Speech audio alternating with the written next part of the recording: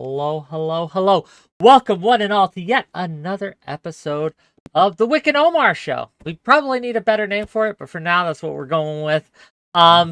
Yeah, so I know we were going to do this on Tuesday, but my Monday had to move to Tuesday, so I had to do some, shuffling around here. So you get us today.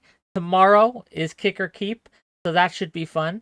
But we have a wonderful guest on with us today, someone who was gracious enough to kind of join us last minute, so to speak. We have Foodshops. Hi, how you doing?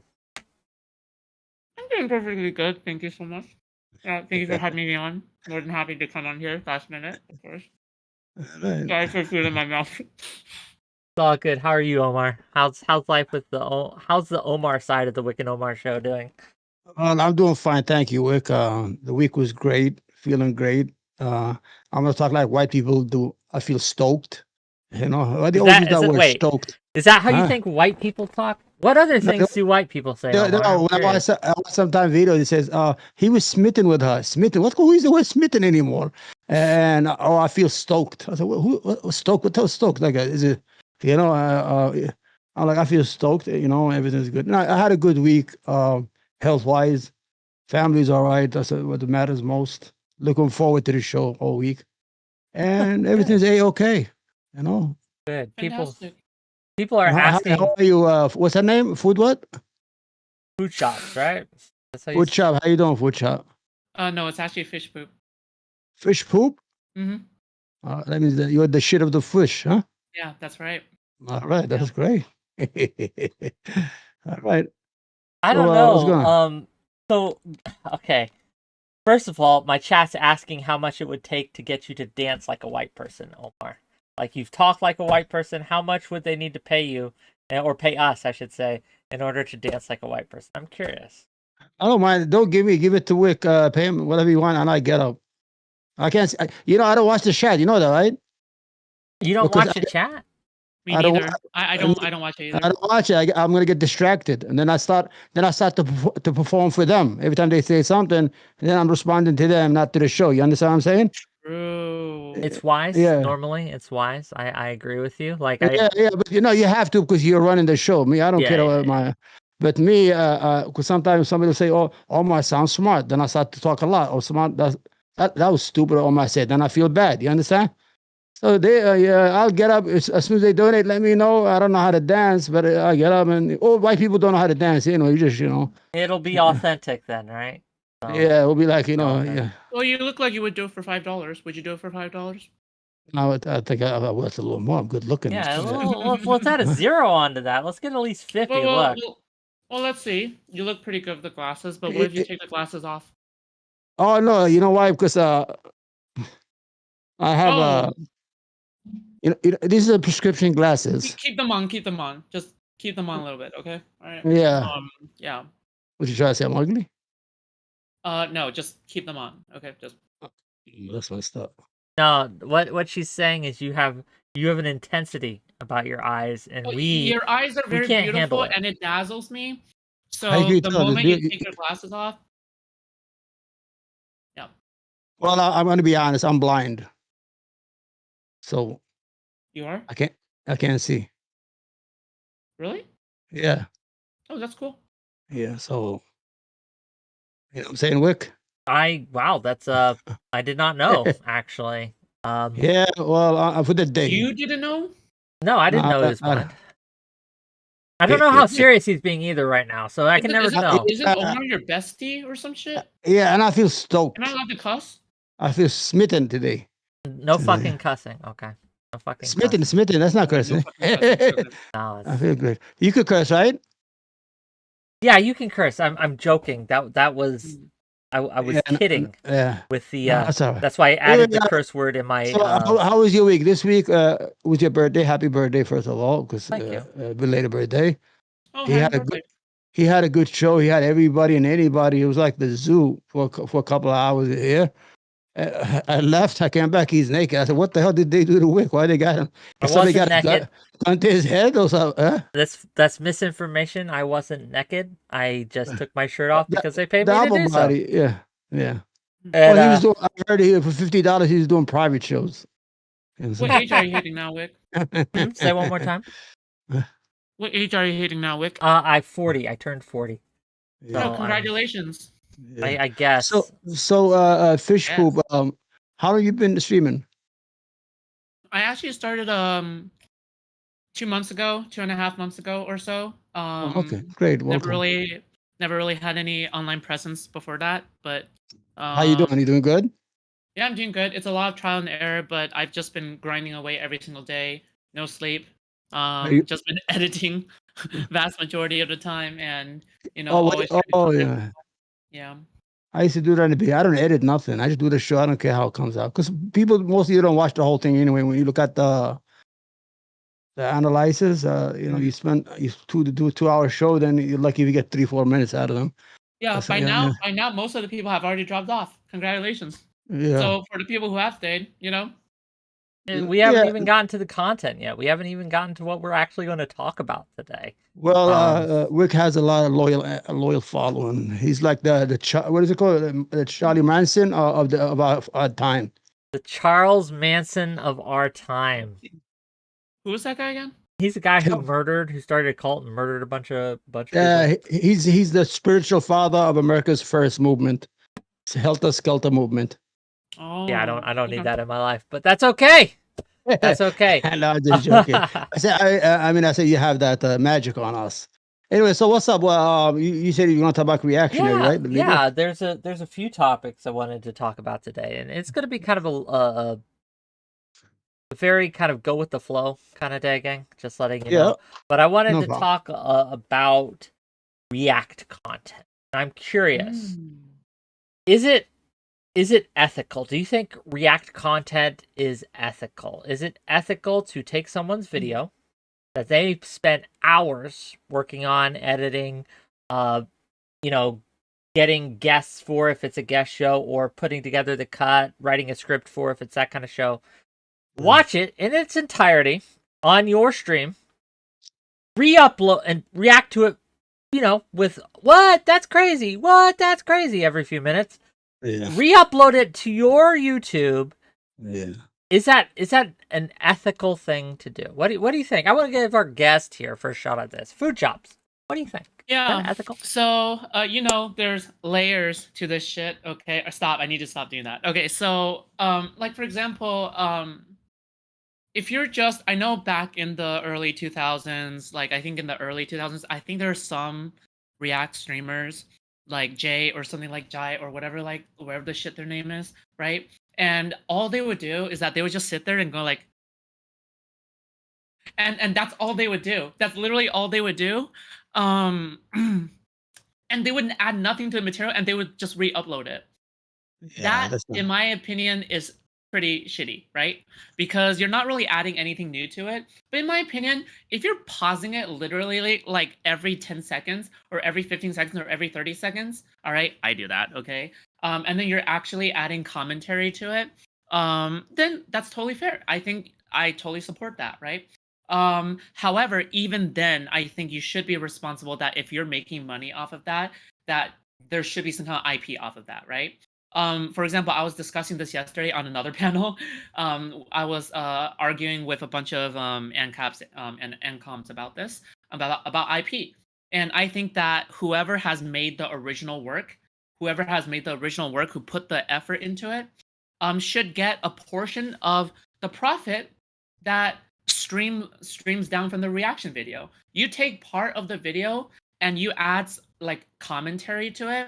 I think that some of the profits that you make from the reaction should go to you. That's it. It's not a very hot take. I agree and disagree with Fish. I think if you put on the whole video, and that's wrong.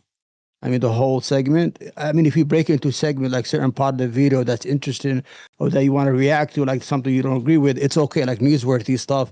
Like, for example, if Wick had a 2-hour stream, I should not be able to put 2 hours straight.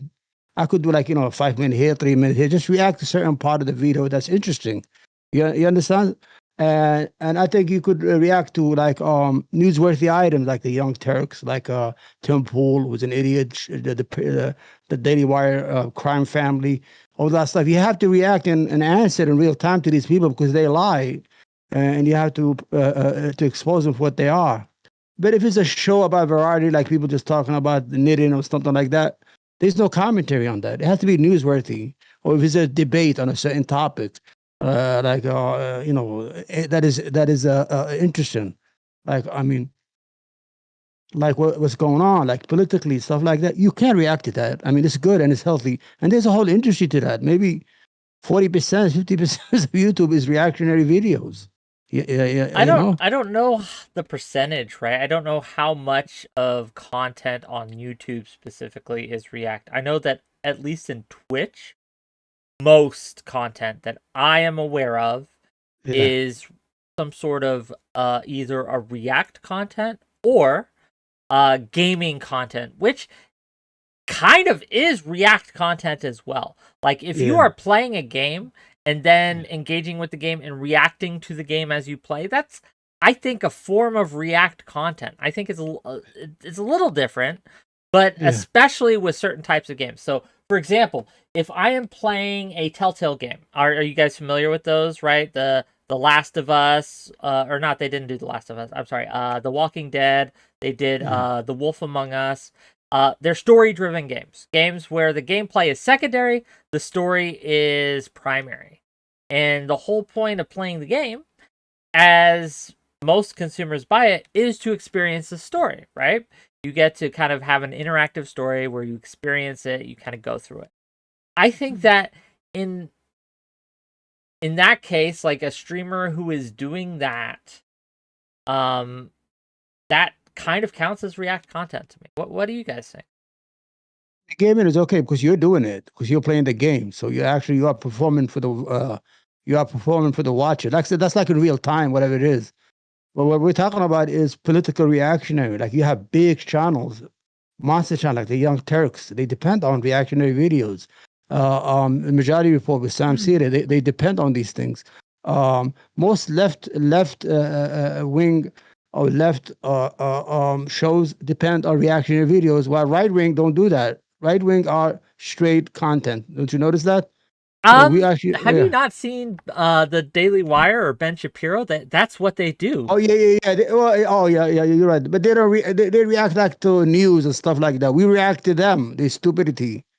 Like you understand? I would say both sides like do all the same. Like they I would say both sort of react equally, you know? And I sort of want to go back to Wick's point about, the video game stuff, right? Like I think I get your similarity comparison, but at the same time it's like I don't exactly find it all that comparable, because when you think of like a, yeah, I do get that, but for a video game, it does feel like, oh, like it's meant to be okay. It's meant to be okay. You're meant to be having some kind of like React video, or okay, you're making a gameplay video out of it. You're making a gameplay video out of it, right? But then when it comes to something like a documentary, or when it comes to something like a whatever, right? The creator's original intent is you watch a documentary and then you're done, not to completely re-upload it, right? They want the customer to rebuy a new customer rebuys the documentary over and over again. Though I do get your point though, because then you can argue, okay, you want another customer to buy another Telltale game, right? You want another customer to buy another copy, another copy, another copy. So yeah, I do get the similarity, but yeah, there are some differences for sure, Yeah, I just don't know if the differences matter in the grand scheme of things when it comes to the concept of, is it like, because when we ask, is it ethical to do React content, I guess the question beneath that question is or it begs the question, I should say, that's a better way to put it. It begs the question, what harm potentially does React content do? And I think that most people would point to, and I would point to, is the original creator of the work will not get paid as they otherwise would for their work. Yeah. Now, I do have issues with that. My personal stance is that I think there is a lot of benefits to react content for the person whose content is being reacted to. Like when I have someone react to my content that's much bigger than me, I see a bump. I see a bump in viewers. I see a bump in donos. I see a bump in attention. And this is all good things for a channel like mine, right? All of these are good things. But this depends as well, right?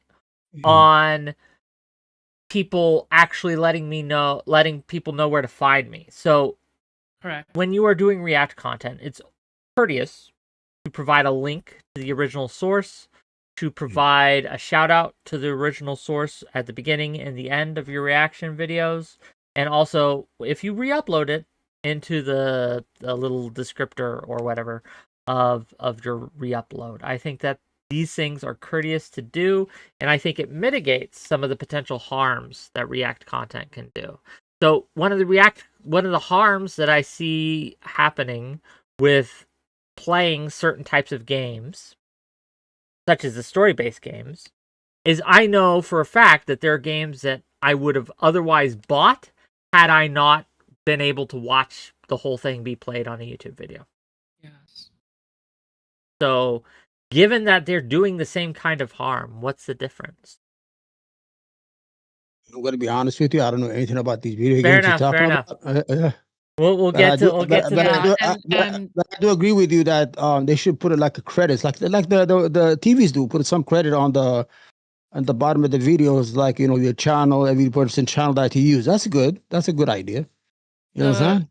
It is definitely, like, for example, one example I can think of is when I watched like a gameplay of Telltale, the Borderlands version of Telltale's game, right? That one specific game. I remember watching a walkthrough or like a gameplay of that one. The commentary was pretty mid, okay?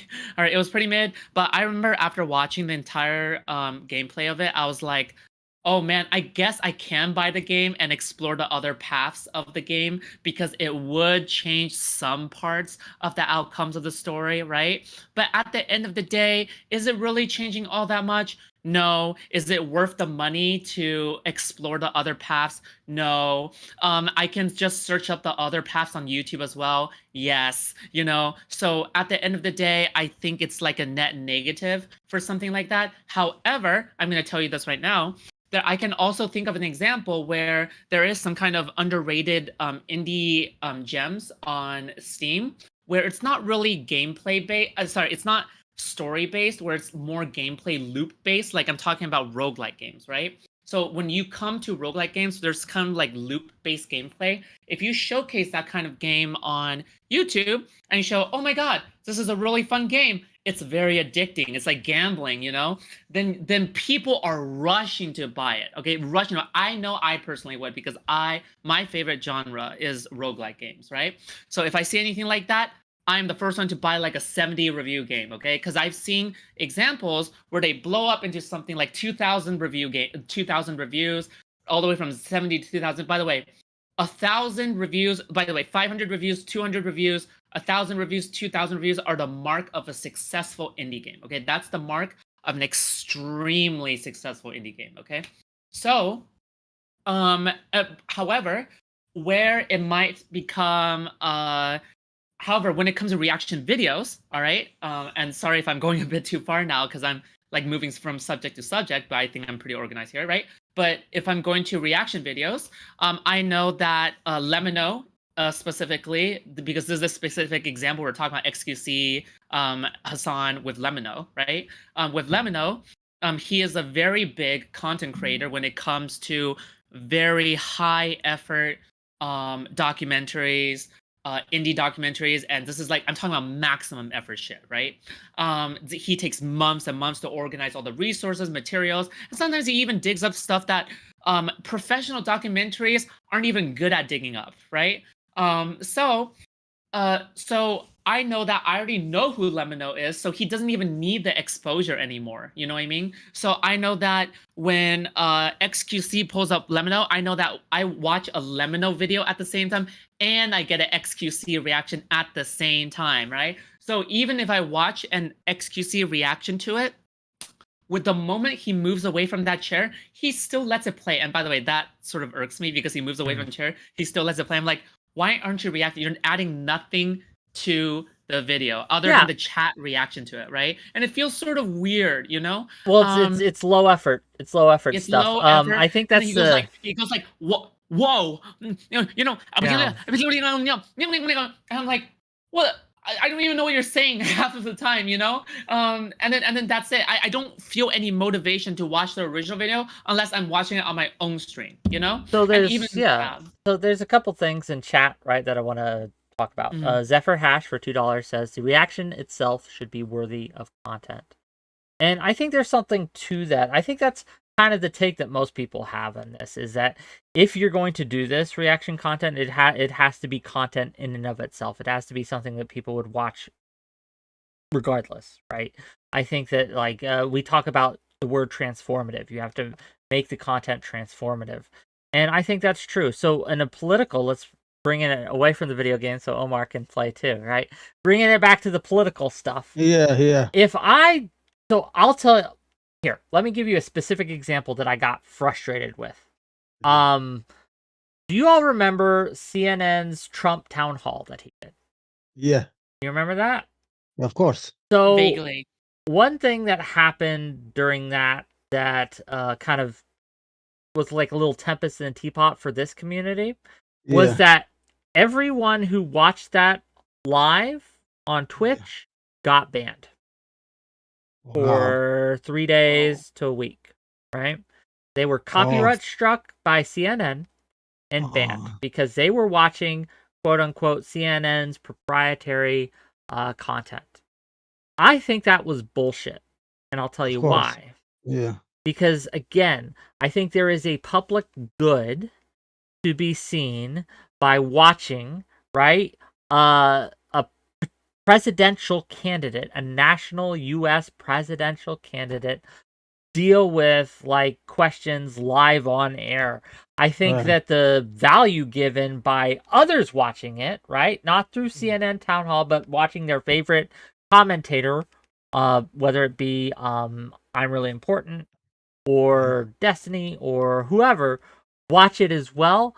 I think that has a value. And I think that CNN striking people for doing that was obviously legally within their right.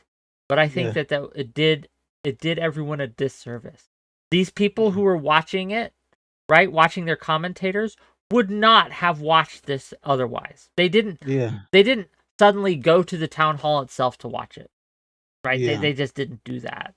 I think that is where React content has a value. When something is happening live and we want live, up-to-date commentary on it, I think that is, the most ethical form of React content, where it's more like reporting than it is reacting. Does that make sense? Of course it makes sense. Yeah. Go ahead. Do you want to go with Fish? Oh, no, go ahead. I've been talking on okay. I didn't watch the whole thing. I was pretty upset at CNN for actually giving that piece of shit a platform in the first place. And they lost a lot of viewers, by the way. And there was no need. It was unnecessary. I don't know, because he's going to lie throughout the whole thing. But some on YouTube, I think, reacted to it in real time. They had it live, I think. Certain channel like Pat Pacman and all the other stuff. They always have. I don't know why they did on Twitch. And like you said, CNN is a news organization. It does provide information, but it's also good for us to react as citizens or people who watch something that is impactful, such as Donald Trump, to react to it. Even it's good for the channel. You understand? To advertise for the channel. It works both ways. Like Donald Trump said, any publicity is good publicity. He could say he threw his wife off the roof and said, that's good publicity. They were talking about me on TV for doing it. Why? Omar. You know who else is worse? NFL and NBA. One time I put a small video of a guy who he did 64 feet field goal. Unbelievable. I put it on, boom. Right away the channel got, copyright. I said, oh God, I can't play with these people. No? Yeah, it's some Yeah. of the companies are very Yeah, very they're strict with how they yeah. rely. And again, it's within their legal right, and I think it should be Yes. within their legal right. I think it just does people a disservice and does themselves a Right. disservice in a real way. I wanted to ask you though, Omar, and I'm curious what Yeah. you think as well, Foodshops. Yeah. You mentioned that you were mad at CNN for giving Trump Yeah. a platform. Can you elaborate on Yes. that? Well, first of all, the election is about 2 years away. That's first of all. Hmm. Was it necessary, or was it just trying to feed off Fox problem with Tucker Carlson getting fired and trying to do a grab of the audience? Because they had this guy named 𝕾𝖍𝖎𝖙, I don't know, that new CEO, they fired him already, who's trying to change the whole platform of CNN. What CNN ended up was they never gained any people from Fox. Whatever they had, they lost to MSNBC. Now, I used to watch both channels. I felt betrayed because they are repeating the same thing they did in 2016. Donald Trump 24 hours a day, free advertising. Donald Trump did this, Donald Trump did that. Even MSNBC is doing it. They are repeating the same thing they did. They're giving this guy oxygen 24 hours a day, where they should just give him a couple of minutes and let him just die away someplace in some fucking large Mar-a-Lago, how you say it? Mar-a-Lago, whatever the fuck is. Mar-a-Lago, I think. I'm Mar-a-Lago. not sure. Yeah, this is the problem I had with that. I was upset as a person who was a consumer of that channel, or who feels that my politics is aligned with that channel. I don't care if they could invite Chris Christie, the other stuff, even the DeSantos, people who make sense, who's going to be able to feel embarrassed if they lied.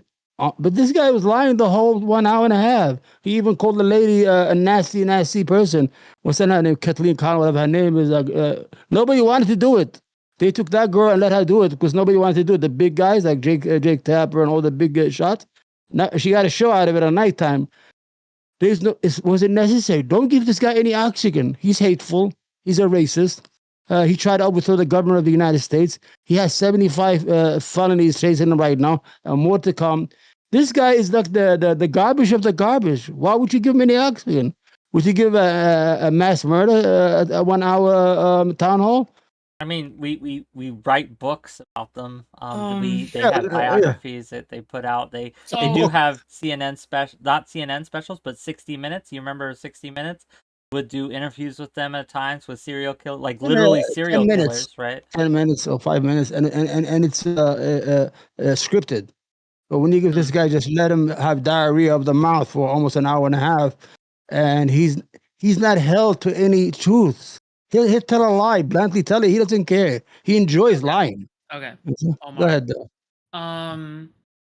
So wait, let me get my facts right first. Okay, so this is something that happened during his presidential term, and has CNN always gave him a platform in It the was past? no. Like, To be clear, it wasn't his presidential term. It was back. It was last year. It was in 2022, or maybe it was earlier no, this year. 2 Maybe it months was ago. earlier this year. Yeah, 2 months ago. But it was oh, it was 2 months ago. yeah. Yeah. But he had announced Interesting. his candidacy for presidency.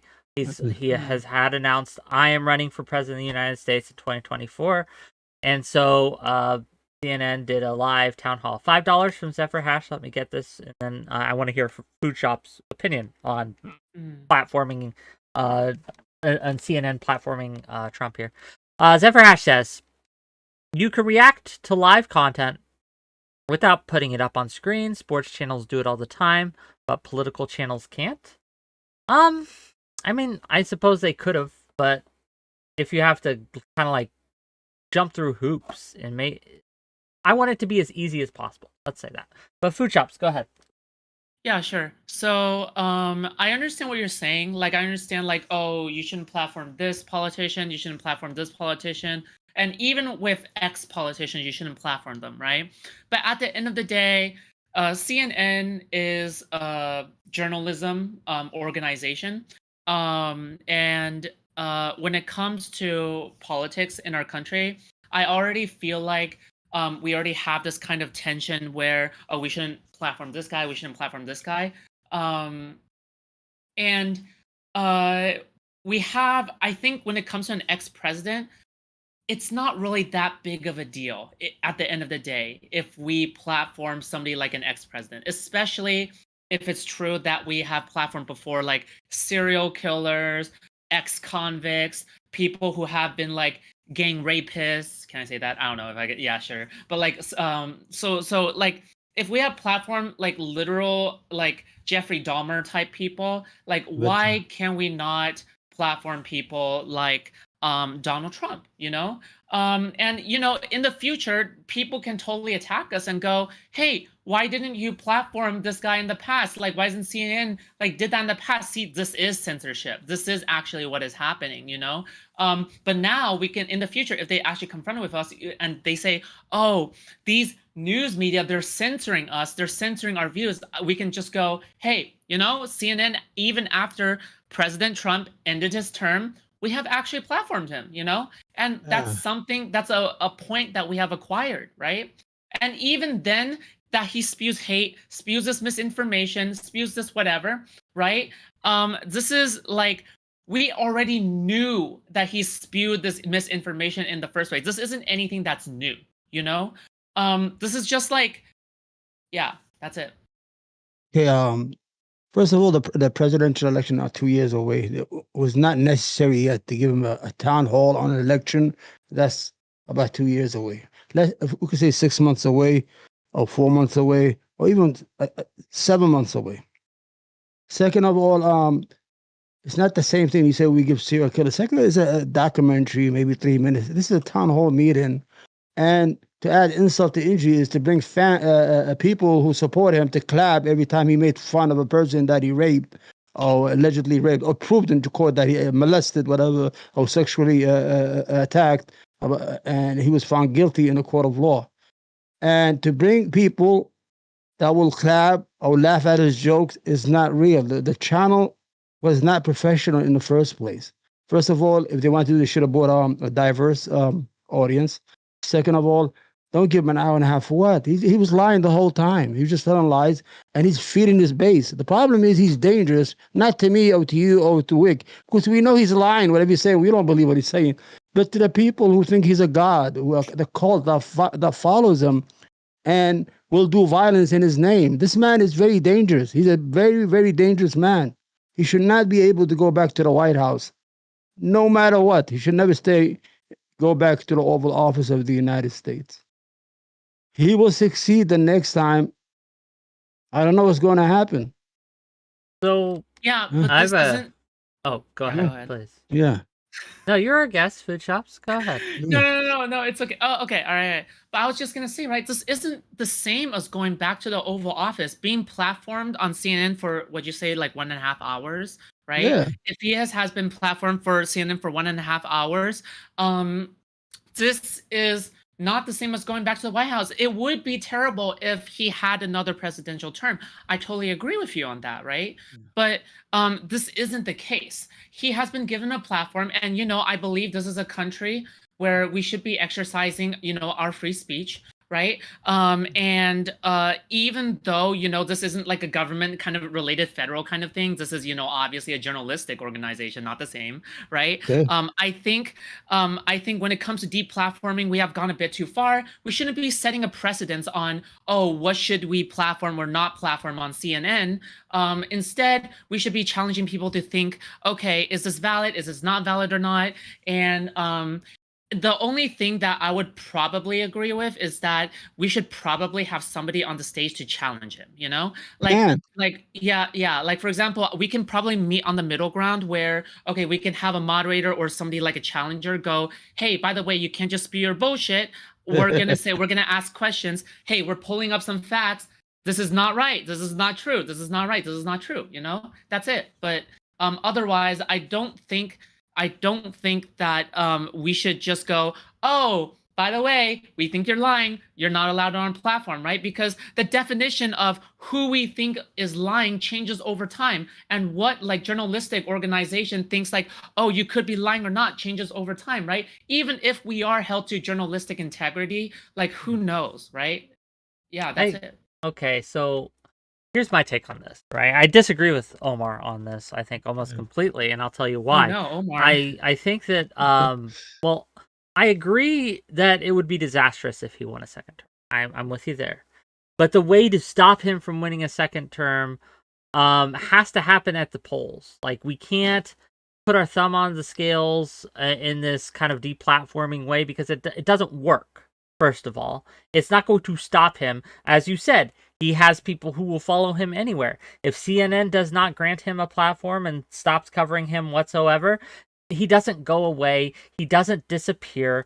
We just stop seeing him. Me, you, Foodshops, perhaps, right? Because we're not in that cult. But his cultists, if you want to call them that, will continue to watch him, but they'll be able to watch him in a setting that is entirely unchallenged. Now, we say that the town hall should have challenged him more, and I saw most of it. It did. The moderator did challenge him. Oh, there was a moderator. Okay. Yeah, or not the moderator. It was the interviewer. One second. The only way to stop him is to cut off his mic once in a while. She couldn't do nothing. I felt sorry for her. You saw. Go ahead, Wick. Yeah. So it was an unfortunate kind of scenario where, again, I think, I'm not entirely sure, but I suspect one of his conditions was that he got to approve the audience member. I suspect that was one of his conditions. Now, we talk about the general election being in 2024, sure, but we forget that the Republicans are having a primary election far sooner than that, right? So that is something that is happening coming up, Ron DeSantis versus Trump. And I think that having the Republican Party be able to see their prospective candidates on the stage and taking questions is a net good. It's a good thing. I guess I would ask you, Omar, given that you view Trump as a dangerous kind of demagogue, dangerous. Do you think that we should be having presidential debates between him and Joe Biden? Yeah, or is that giving him a mic? No, but when he becomes the problem is there's a lot of moving objects going on right now. We don't even know he's going to be indicted. He's going to be convicted of felonies. How does that work? You know, if you can't get a job as a janitor in school because you have a misdemeanor, how are you going to get the presidency with 75 felonies? Yeah, he should be able to debate if it's the final, for the presidency. Let him go on the stage and then debate. But right now, that is 2 years away. Unnecessary to give him an hour and a half. Give him like 20 minutes, 30 minutes. This is prime time time. It's like 30-second commercials, like what? $500,000 or $200,000 or $100,000. That's a lot of minutes, and he's bad. The problem is he doesn't have an ideology. That's why he's dangerous, because he doesn't have a brain. You understand? Because a smart person, you could deal with an intelligent person. He knows how to handle his business. What he was doing on January 6th, that was like Marvel movie shit. You have the fake electors moving. You had you bring the crowd to get him killed, whatever, or create an incident where 20, 50 people get killed, or 100 people get killed by the National Guard. Thank God the National Guard wasn't there. Wait, what? 100 people? No. He was trying to see what Donald Trump was trying to do that day. He needed to create a moment of havoc or chaos, because he needed to declare a state of emergency. When he sent those people, the state, the deep state, whatever they call it, they already knew what he was trying to do. So they didn't put the National Guard there. So they just let those people run around the building till they got tired and went home. But imagine if they had responded by shooting them, because that's the capital of the United States. They did shoot someone. They saw Ashley Babbitt, I think was her name. Yeah, no, but you had 535 members of Congress. You had the vice president. Imagine if those like 10,000 Arabs or blacks, who've been massacred out there, you understand? But the whole idea, Donald Trump's was trying to create an event where a lot of people either will get killed inside at the hand of the crowd or outside. Then that chaos will be created. He gets to declare, in his mind, to get to declare a state of emergency or martial law, whatever. He was trying to create chaos that day, Wick. He had a lot of moving objects going at the same time. You had the fake electors. They were trying to take the vice president away. You got to give credit to Mike Pence. He didn't want to get in that car. He knew if he had gotten that car, he wasn't coming back that day to certify the ballots or the electoral college ballots from those states. He didn't want to get even the. Okay, Even the Secret Service phones were deleted that day. All the texts, all those was deleted because we had to clean up the phone. Imagine if that was a Democratic president and they deleted all those texts they were doing. There was a lot of shit going on, and there was a purpose. They were trying to overthrow the United States government that day. I don't know how the military was going to react to that or what was going to happen, but the whole purpose that day was to create chaos, death, and destruction. Either the crowd kills 10 or 20 congressmen or women, or the National Guard or the Capitol Police kill 50, 60 of these young people who are misled, whatever they are. And there will be a national reaction. Like the Helter Skelter. Remember we started the conversation when Charles Manson wanted to kill that lady and create a race war? Same brain, same mind. That Donald Trump. What do you think, Foodshops? What do you think of that? Well, I think it actually turned out reasonably well. Like, even though this entire situation was crazy, only I don't know, 5 people ended up dying or something like that. Like, yeah, even though the entire, why, right? Chaotic, sure, but the state pulled back. The state did not react. The state didn't want to fight. They just let them run around, took shit in the rooms. They had their pictures and picked them up later. If the state had a knee-jerk reaction, I knew, they definitely did try their best, right? Did they not? I'm pretty sure a policeman was killed. I want you guys to be honest. If there were 10,000 black people trying to get in there, what was going to happen that day? Be honest. Here's the thing. I don't know. That's a question. All 5,000 Arabs, like me, Muslims. I have crazy no doubt. Oh, there'll be so much blood. It'll take them 2 months to clean the blood off those sidewalks. The state did not react. The state knew what Donald Trump was trying to do. They knew he was trying to create chaos and overthrow the government. They refused to bring the National Guard the day before. They knew what he was trying to do. They said, let them have their fun. Let them run around like idiots. We got their pictures and all that stuff all over the cameras, and we'll pick them up later. So that was a good move they did. They outsmarted Donald Trump and his chaos behavior. Donald Trump is an evil genius. Go ahead. Damn, I never knew this topic would come up. I would have done more research on this if I knew this topic would come up. Okay. But if I remember correctly, right?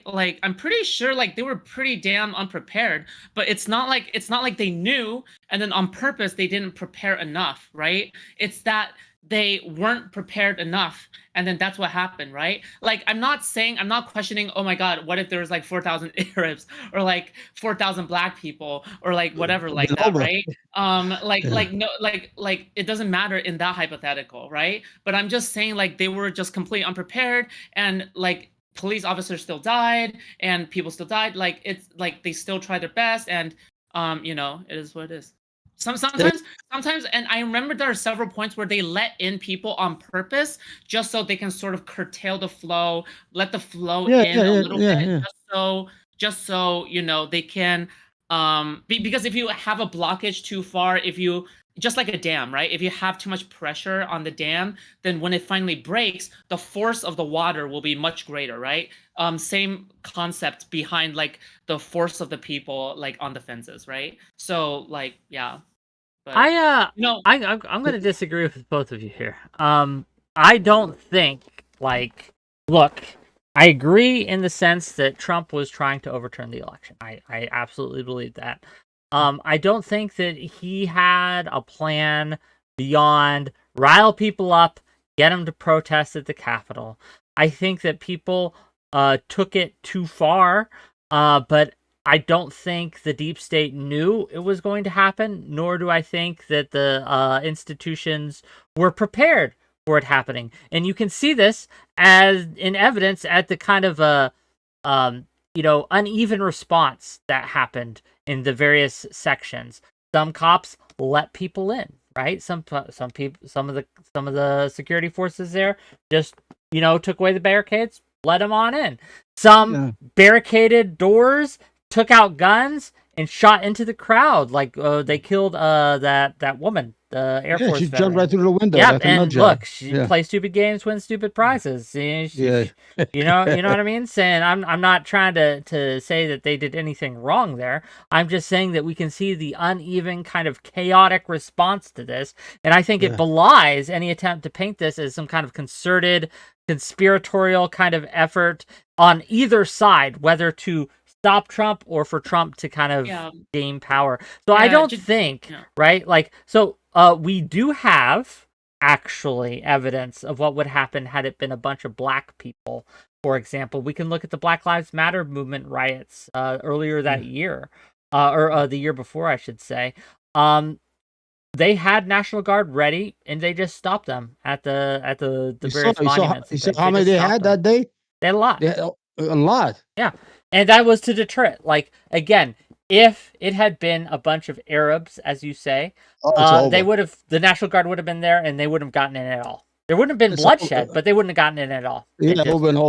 We're not stupid. We're not going there. I don't even take pictures no more of buildings.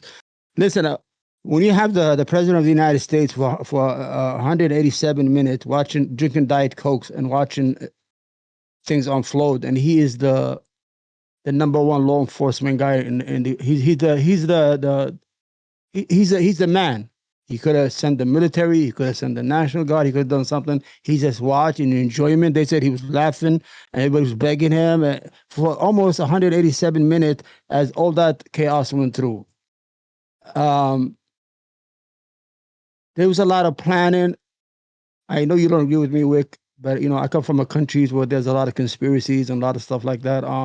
Wait, what do you mean by planning? Huh?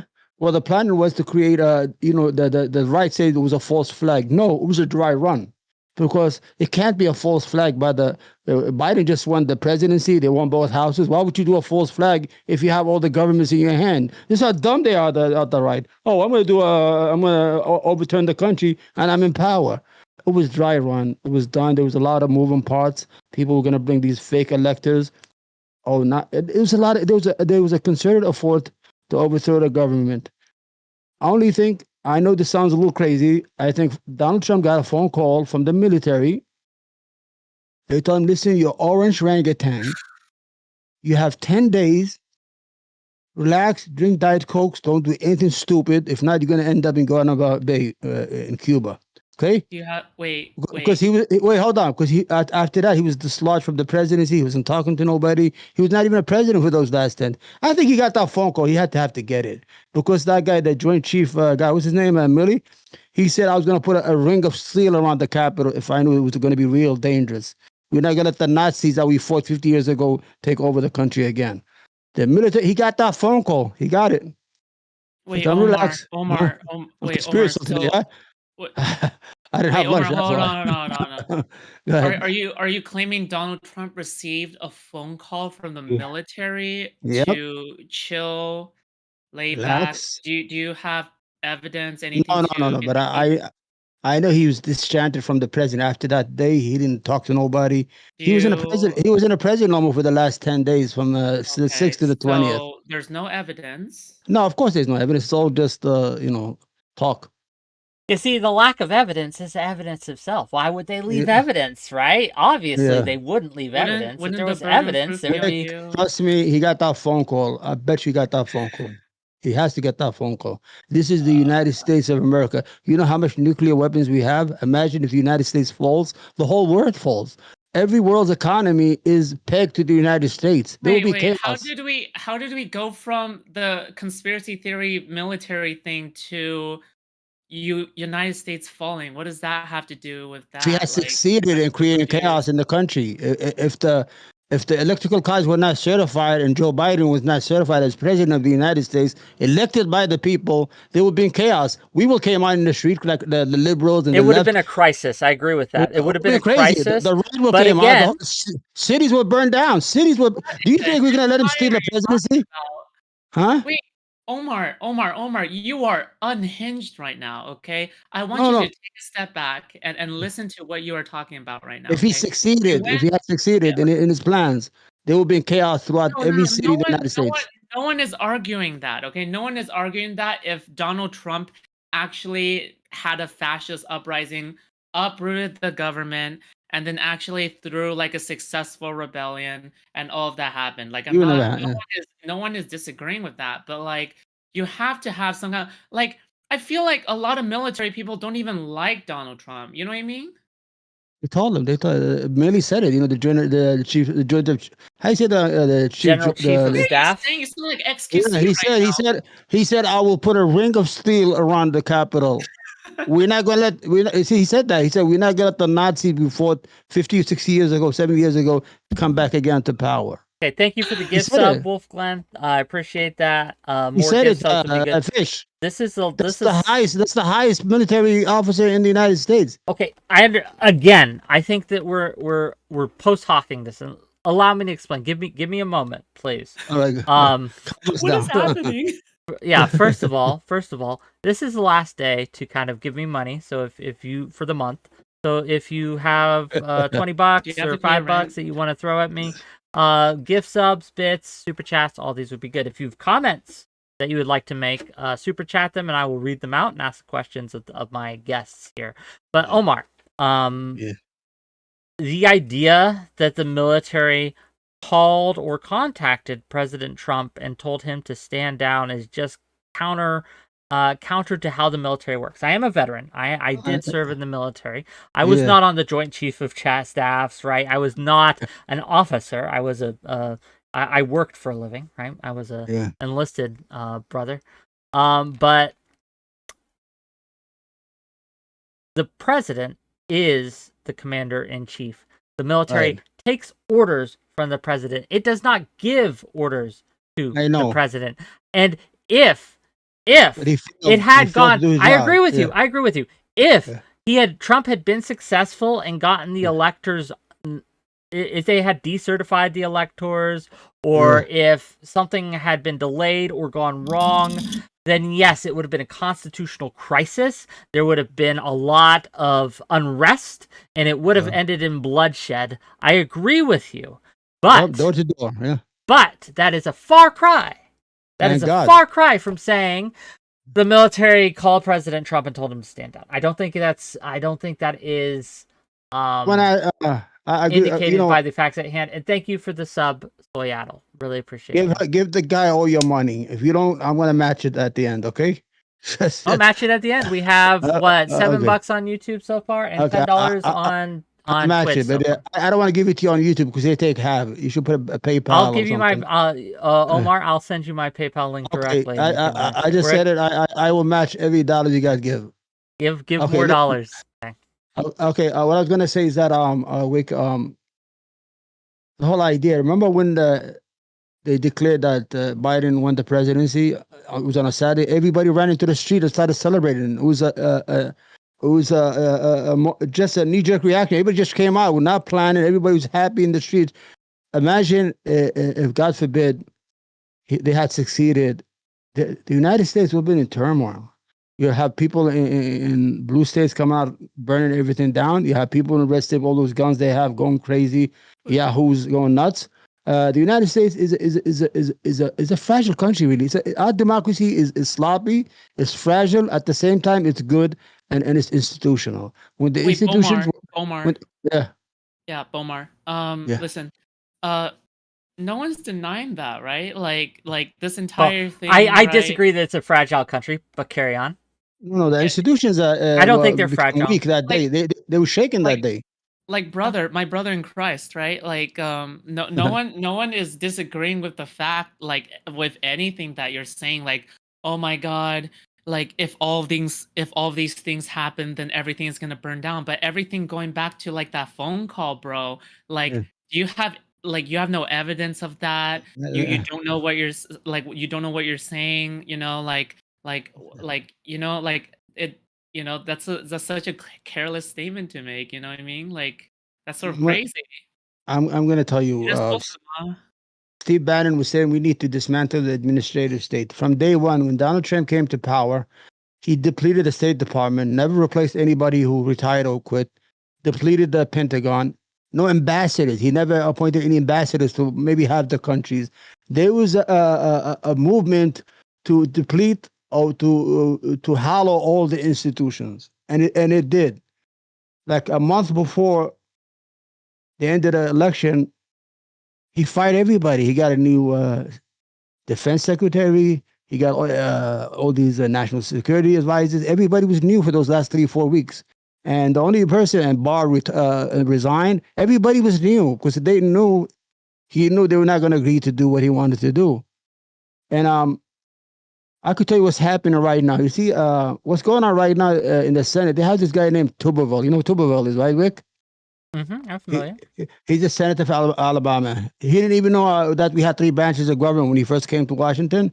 Now he's holding out the promotions and the hire of military chains of command. We have more than 300 military personnel who have not been promoted or who have resigned, and their places are empty because he wants to stop abortion in the military. What he's doing right now. We start what in the? We start what? I didn't catch that. I didn't catch that. Start what in the military? It's stop abortion. Abortion in the wait, what does that mean? Well, you got to speak to him because military personnel get abortion. They have women. Yeah, you can. They'll pay for all women. That.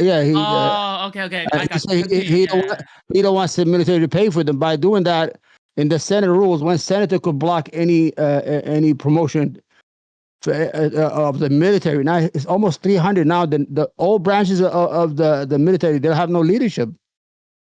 Even the chief joiner, Milley, has resigned. We're not going to have that. So what's going on right now? They are destroying the chain of command of the United States military. The Republican Party is dangerous. It is no longer a parliamentary party. As a matter of fact, Noam Chomsky, his name is, said it about probably 10 years. Yeah, he said that 10 years ago. He said the most dangerous organization is the Republican Party right now, and they are, because they are no longer. 2 things. Well, finish your statement, then I have 2 things. Well, they are no longer playing by the rules. They are just saying shit, throwing shit at the wall, whatever sticks. They are creating all these conspiracies. There is nobody to work with in Washington. Well, you got Marjorie Taylor Moore and Lauren Roberts, all these nut jobs running around, and then now they want to impeach Biden. I don't know what. You understand? Go ahead. 2 things. So first of all, $12 from 𝕶𝖓 to say match me for the money I give Wick. Then we have Johnny Bananas. We have Soyaddle. We have Ico Rich. Thank you for the Twitch subs. We are on a hype train right now, so if you want to give more Twitch subs, bits, all that really helps. Again, last day of the month for this. All this is really good. Let me address your points here though, because I disagree with a lot of people on this, and a lot of people dislike me for saying this.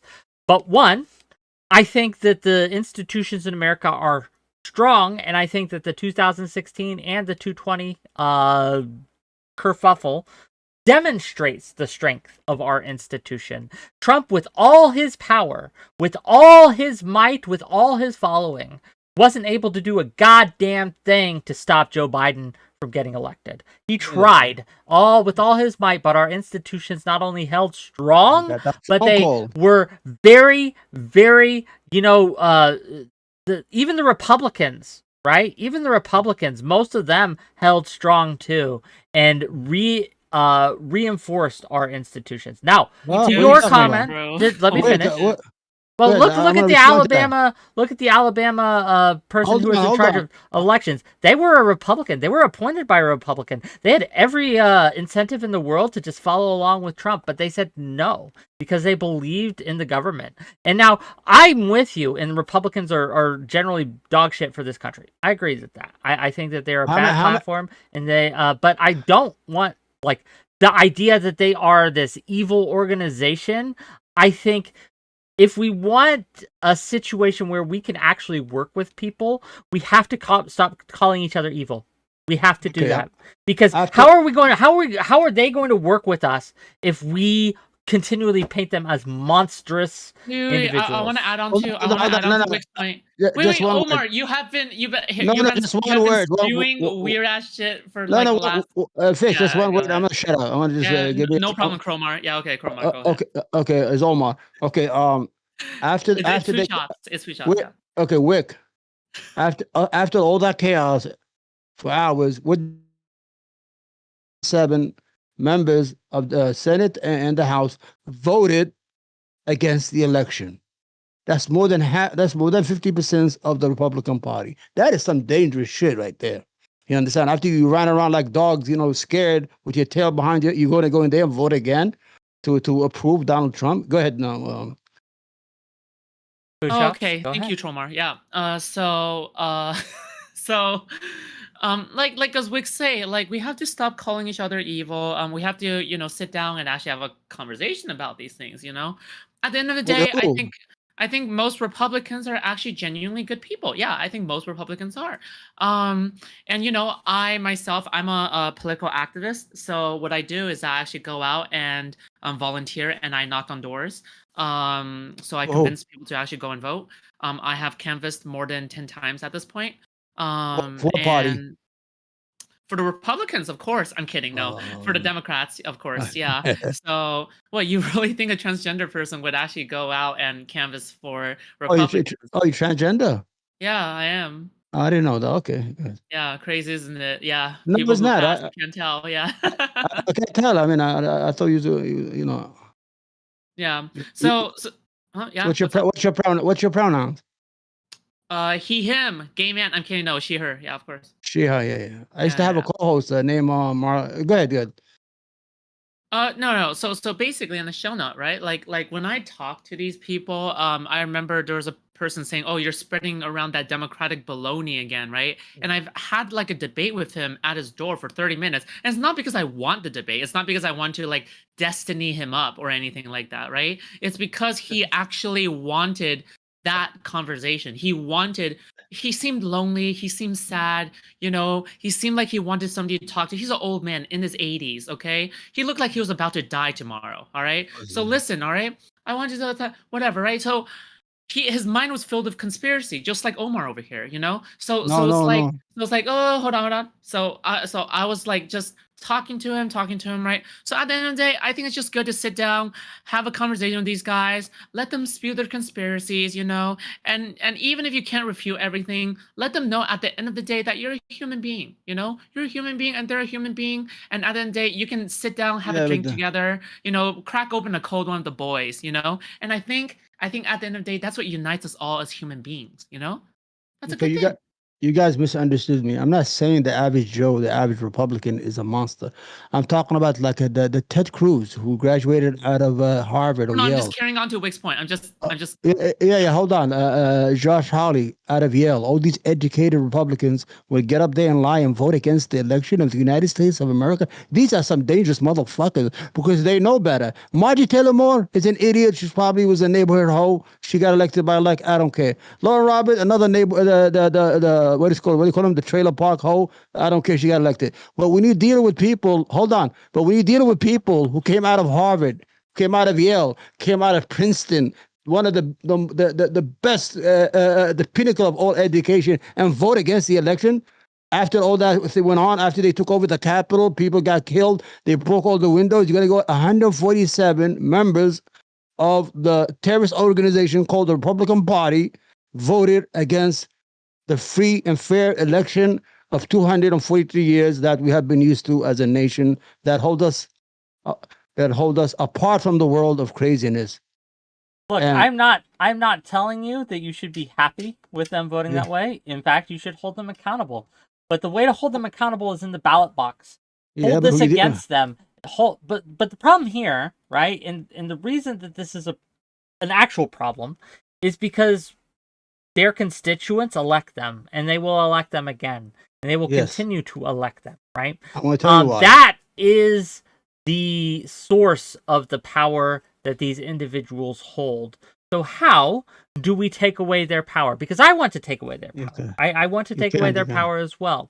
But we have to look into how we do that. If we do that through fiat, through legislation and things, it's not going to be effective because their power isn't in the legislation. It isn't in the fiat. That's not how you do it. You take away their pillar of support, which is their constituency. How do you do that?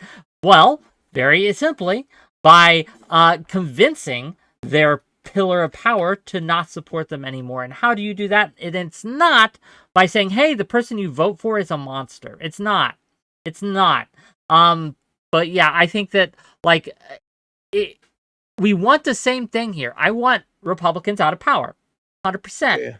But we cannot do that by continually castigating them as evil. They're not. Even most of their politicians, most Republican politicians are not evil. They're not. They just have different values than we do. Hold on. Can I talk? Yeah. Go ahead. Yeah, go ahead. Sorry, you're a guest. No, you're good. No. Wait, I'm so sorry. No, go ahead. Wait, did you finish your point? Close enough. You. Go ahead. Yeah, you're a guest. Go ahead. No, I didn't want to interrupt.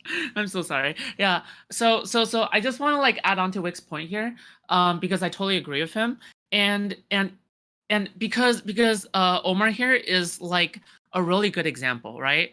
Because I think when you look at Omar, right, because it's not that he's painting Republicans as like evil or like evil this or evil that. Like he's not explicitly calling them evil, but then when you see the way that he describes Republicans, like trailer, like when you say trailer trash hoes, when you say like, oh, these people who have like been whatever, like even though you're not explicitly calling them evil, you're implying as if they are subhuman in some sense of the word, right?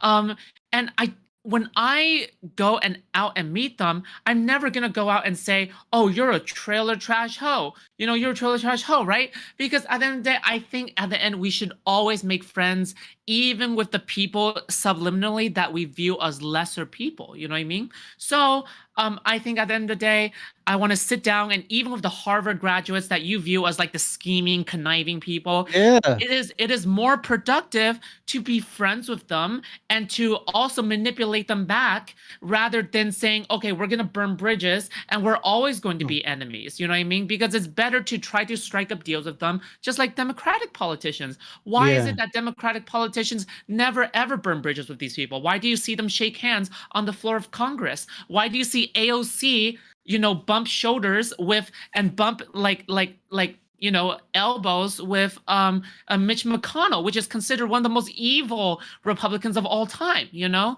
Like the turtle of Washington. He's an American, the shell of the devil, you know? So it's like, how could you say that? It doesn't make any sense, right?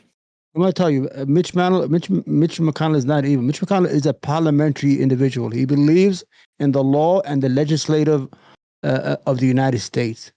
What I'm afraid of is those people who do not believe in playing fair. Why did I call Margie Taylor Moore, what's her name, Green, a hoe? Because in a committee meeting last week about whistleblowers, she put a big picture of Hunter Biden's dick and he's having sex with a woman in Congress. How garbage? This is garbage. These are I blame the people who brought it into to Washington. These are not that's subhuman. Why would you do that? That nobody. I mean, she has no respect for the institution that she's in, or that she's a congresswoman, that she of the United States of America. That's first of all. So what we were talking about? Oh, wow, man, you lost my mind. I should write things down. It's fine. What did you say? Take your time. What did Wick say before? We're talking about how we treat others, how we communicate about other people, right? I'll tell you what it is. We don't have, see, we don't, suburban white women are not going to vote for Donald Trump. They know better. Educated whites, they're not going to vote. These are educated people. Our problem is with the poor white folks of the Midwest and the South. They will go every time. I'm sorry to say this, not being racist or anything. They will go and vote their color every single time. They will give them something to go. Willie Horton, remember Willie Horton with the caucus? 1988, I remember. Yeah, and they turn everything around. Oh, he let a black man out and he raped a white, beautiful, snow white woman. And these guys, and he was leading by 20 points. CRT, that's why they give them these games. The trans, right now, they have the trans gender movement. They have all the stuff. They always give them culture war, but they never feed them. If you look at these places in the United States, they're last in education, last in healthcare, last in infrastructure, last income. We the Democrat, we want to give you free healthcare. No, we don't want it. We want to give you free education. They don't want to. We want to give you the 300 child credit. It's $300 for each child. You know how much $300 for a person in Appalachia, in West Virginia? That's a lot of money they can feed their kids. And the Republicans and Joe Manchin voted against it, and they cut it off. So we cannot convince white people to vote for their own political interests or for their own economic interests because they see the D as evil. The D, the big D, they call it. Yes, they do. Let's talk about this because this is a big problem. There's been a lot of ink spilled about this. Thomas Frank wrote a book called "What's the Matter with Kansas?" Where he explores this topic of why white rural America specifically continually votes against their interest, quote unquote. There's a reason. There's a reason. It's not because they're racist. It's not. It's not because they're xenophobic. It's not. They scare them.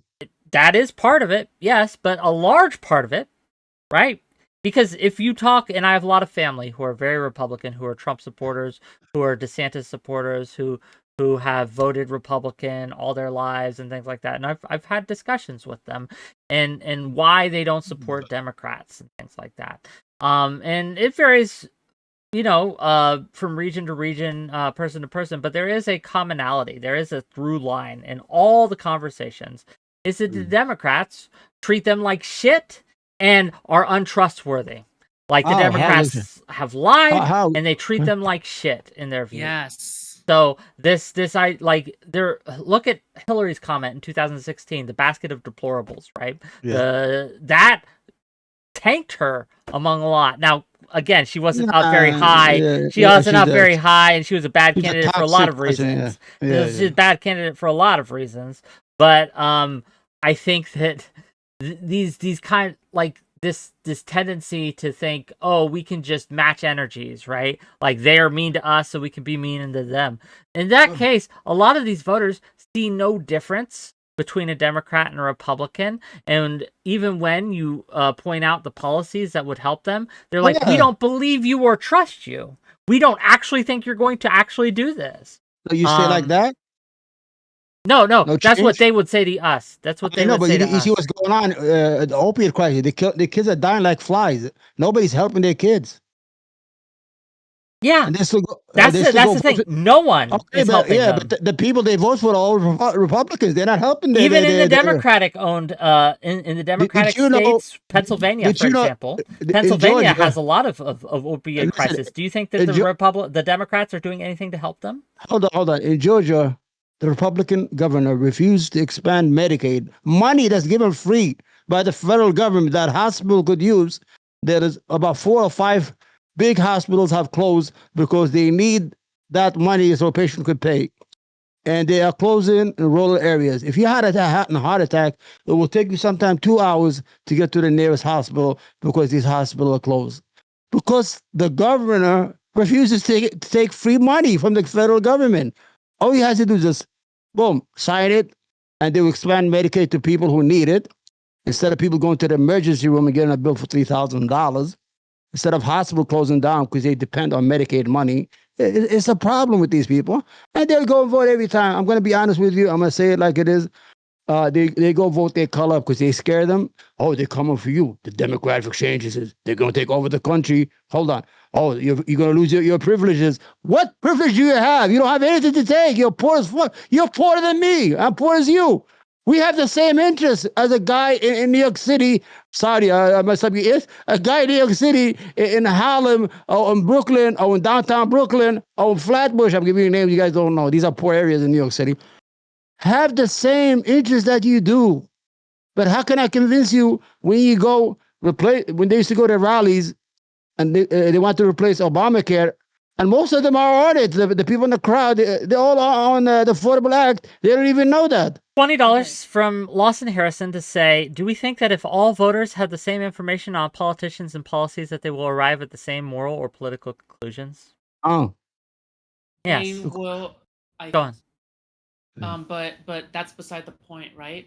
Because I totally understand that there are different circumstances and different situations where we can find Republicans and politicians where like they have caused or indirectly have caused deaths where they didn't need to cause deaths. I have no doubt that these your community is being vilified by the Republican Party right now. They are making you as monsters, that you are evil, and a lot of people in the transgender community are getting killed and murdered. I have no doubt. Okay? This is evil. That's evil. Isn't that evil? I have no doubt.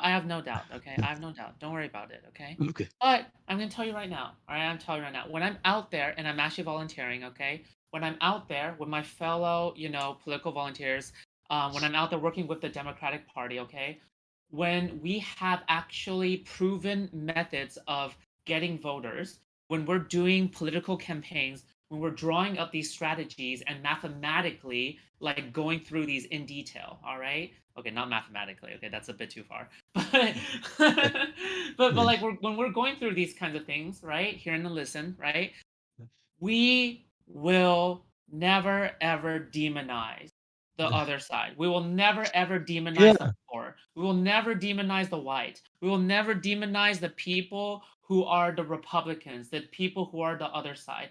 Why do we never do that? Why do you think we never do that? It's because we are trying to spread a campaign of love and peace. We are trying to spread a campaign where we're saying, we will fight for you even if you did not vote for us, right? Because when Joe Biden got elected, he's saying, I am not just a president for the Democrats. I am a president for the American people. I'm a president for all people, right? And that message is very uplifting. When I heard it, when I hear that kind of message, it makes me happy. It makes everybody happy, all right? That is not, at the end of the day, the politicians represent the people. If a politician makes a decision that is evil, that you think is evil, that contributes to people's deaths, that decision making represents the people who have voted for that politician, and that represents ultimately a failure to convince the people to vote for your side. That means we have to change our strategies. That means we come back next year. We come back the year after that. If we keep failing, we come back the year after that. We keep doing it until we're dead, okay? Even on our deathbed, we're going to continue drawing up campaign strategies, okay? Even if it's the last person alive, we're going to continue drawing up campaign strategies, okay? I don't care if it takes I am the last person. I'm gonna continue door knocking, even if my knuckles are bleeding. Okay, all right. But what you are doing when you are drawing up conspiracy theories and you're saying, okay, this person a trailer trash hoe, it hurts. Okay, I hate it, but it hurts. Every single time you say this person a trailer trash hoe, it's as if you're killing another transgender person, because that, to me at least, is almost as if it's ineffective. It hurts the rhetoric. It poisons the well. And at the end of the day, it hurts the entire political movement. It just does not help whatsoever. Talk about their behavior. You are almost just as bad as any other Republican out there as well. Okay, a toxic Democrat. No, I'm not toxic. I support the right for every person to live free and safe in this country. I see these people as dangerous. If you support that, you need to change your rhetoric. Hold on, I agree with you on certain things. That I did say bad things about these two idiots in Congress. They are idiots. Okay, idiot is good. Can we agree on idiots? Call them idiots. I think I think that's a light enough term. There's a scale here. There's a spectrum here, right? Where it's okay to vent. It's okay to vent, being like, man, I wish all those damn Republicans. I wish I wouldn't do these things. But I think that what I think the bigger problem is, and I'm going to disagree a little bit with food stamps here, Go ahead. is it isn't just the rhetoric. The rhetoric is a symptom of certain individuals' absolute belief that the other side are just not human and not moral actors, right? This idea, and I see it all the time, especially online, mostly online, but even in my personal life, with my family, with my friends, with the people around me who are, again, I live in a very red area. They believe in their heart of hearts that Democrats are bad people. And pedophiles. In the reverse, you call us pedophiles. Yes, and in the reverse, right, we believe, right, a lot of Democrats believe that Republicans are just bad people, that if given a chance to save a child, they would rather let them starve than vote Democrat. That's not true. Both of these are caricatures of the other side. Both of these we have stopped seeing each other as people and started seeing each other as enemies. So how do we change? Because that is going to kill us. It may not be this election, it may not be next election, but if there's any fragility in America, that is the fragility we're seeing right now. But it isn't unique to America. We can see this in other conflicts throughout the world. This dehumanizing of each other. So people always kind of take me to task of, oh, you're just asking people, like, civility politics is bullshit, etc., etc. No, I think this is the best way forward, because we have to hit it at the root.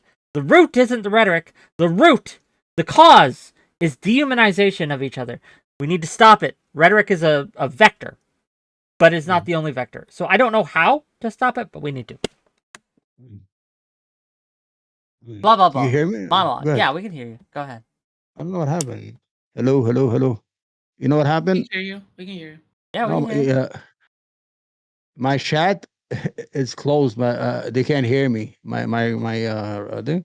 Let me just add it. It's still a little too late, but I'm gonna take the video later and download it from you. Yeah, do that. That's all good. Yeah, I'm saying, why is nobody responding to me? Hold on. Okay, while you do that, go ahead. Yeah, while you do that, what do you think, Foodshops? How do you have an answer to this? Since you're our guest here, how do we stop this dehumanization? Like, how do we solve it? Again, like I said, sometimes it just takes a face-to-face interaction, right? Because if they see you at the door, they realize that you're not just a face on the screen. Because when they see the worst aspects of the transgender community, it's these, men in dresses who do not pass. It's these men with lipstick who are dressed in over extravagant clothes, who are dressed in whatever, right? So when I go to their door and whatever, they don't realize, like, oh my God, you're actually a normal person, or like, oh my God, you may be a liberal, but you talk just like any other person, right? They realize that, hey, we can all be down to earth at the very end of the day. We can unite on the very common things, like we just want to grill, we just want to make some barbecue, we just want to like make some hot dogs, right? I think we just need to have a conversation. We just need to have a conversation. We just need to say hi. You said something there. That's wishful thinking. You think that's wishful thinking? Why? Because everybody is we live right now in an age of tribalism, political tribalism. We are along a line, the 1830s in the United States, or 1840s, when there was slave states, free states. Instead of now, we are on the line of blue states, red states. Everybody is in a foxhole. Everybody's hardened politically. It's hard to win the other side over. We are split down the middle. Look how the Senate is. How a Senate is.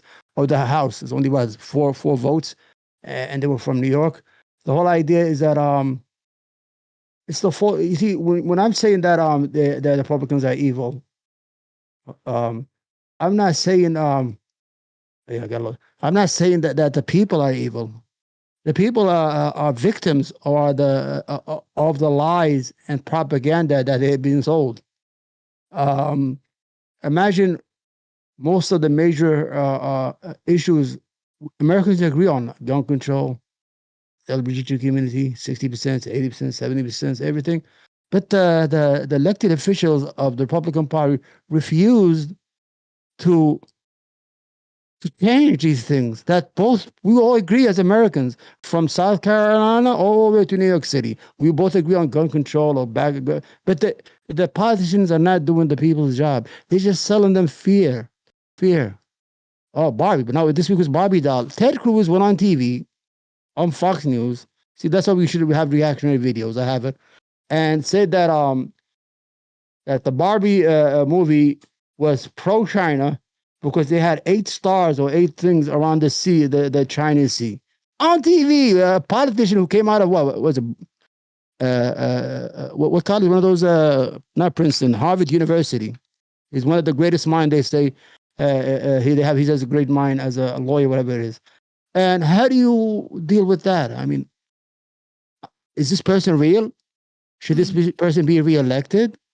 I mean, is it okay for him to get on TV and talk about some crazy shit about about girls' movies? Now, mostly 8-year-olds or 10-year-olds. The Whick went. I don't know why he went. They scared all the kids when he went there. You understand? It was a good movie. It was for kids. And the right-wing media, it was against the patriarchy. It was against. They were against men. I'm telling you, these people are no longer, you see, they are no longer playing by the same rules we're playing with as Democrats or as liberals or as leftists. They don't believe in these institutions no more. They will do anything to win. The laptop from hell. What's his name? What's it? Hunter Biden's laptop. They have it for 5 years. All we saw is his dick. And I'm trying to get the video because they so hang up on it. I want to see how big it is because I haven't got the real access to it because they so the conservative movement is so hanged up on it. I don't understand. For 5 years, this dangerous laptop, all we have seen was just a picture of this man who was on crack. It was a victim, drug addict. Everybody knows people who have in their family who have been drug addicts. I have a family part that I know. And we're not playing the fish. We're not playing by the same rules anymore. You understand what we're dealing with here? Omar. Yeah. I have a question. God. Am I crazy? What do you think about incels? I was just talking about last week. I support incels. I think incels are a victim of the feminist movement. And hold on. I want one sentence of your thoughts only. Yeah. What do you think about incels? I think they need help. Okay. I talked to an incel last night, okay? And the way I sort of see it is that the same kind of mentality of an incel has infected your sane mind, all right? No. The thing is, people of this country need an injection of hopium, all right? They need an injection of hopium, and I believe that the indomitability of the human spirit will shine forth and unite us all in a moment of darkness. A shining the light, a lighting of the match, all right? A lighting of the candle in the darkness.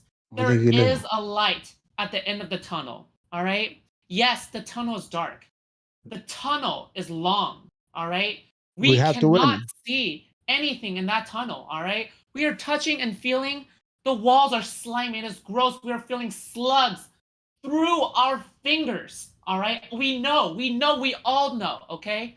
But at the end of the day, I believe that we will prevail as human civilization. Think about it. Back in the day, lifespans were shorter. Lifespans were shorter. We have made it through.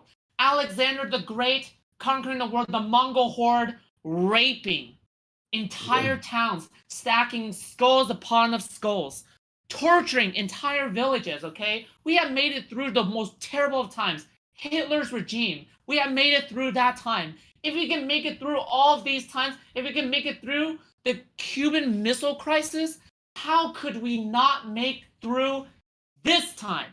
How could we not have a conversation? How could we not talk to a Republican? I want you to think about it. If we can make it through all of these times where we have gone to war with people, all right? Peasants have risen up against tyrants, tyrannical kings.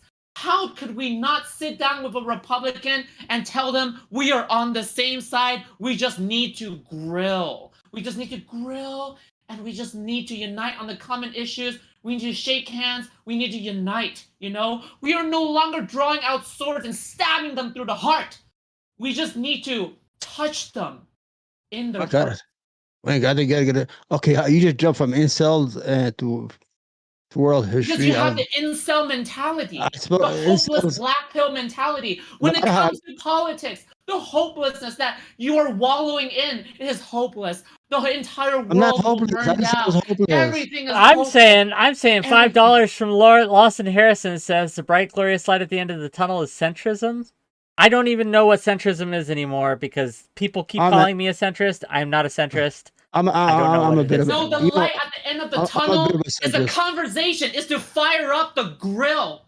That's it. Omar, take it away. Tell us why you're not an incel, Omar. Subscribe. Thank you, I'm married. The whole issue is I spoke to an incel. Remember when I spoke to you last week about it?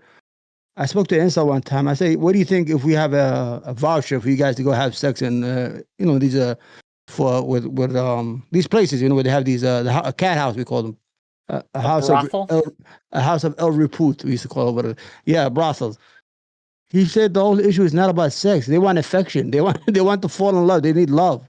So the incel movement, they're not evil or anything. The incel movement is men for the last 60 or 70 years have been emasculated. I said it by mass media, by corporate America, by women who these men young men find it hard to find women or to speak to women because they have been discouraged by our societies. The incels are young men who spend a lot of time on video games, have lost interest in the ability to attract women. You understand what I'm saying? That the whole idea is that they're afraid to move because women have become very masculine. Women have become the masculine species, and they have become the emasculated species. We need to help our young men to become reassured of themselves, to bring their the patriarchy. What is it called? The word patriarchy to the what is it? Patriarchy. Patriarchy. And we need to tell them that they have value, and they could bring a lot of value to other women and mate and become a normal part of society. That's all it is. I'm not an Omar. incel. I'm a sexual maniac. Man. Got 6 kids. Omar. What? Omar, just like how I said that you have the mentality of an incel, Yeah. that isn't exactly a bad thing. Yeah. It just means that you also need a lot of love and affection in your I life. have love. I have love. I know. But you need love and affection in the metaphorical way, in the political way, okay? You need hopium. You need an injection of heroin. Sorry, not heroin, okay? No, You need some of that energy back, okay? Yeah. I think you're not a bad person. I know you're a good person deep down. I know that in your life that you're good to your friends, that you're good to your family, and you said you have children, right? You have children? I got 6. That you're good to your children. Of Yeah, course. that's a successful man. That's a family man right there, you know? I'm traditional. I've talked to family By men the way, before. I'm a A traditional trad man who believes in And the alpha male. are you still married? Who, me? Yeah. I told you I'm an alpha male. I'm a protector. I don't get divorced. What?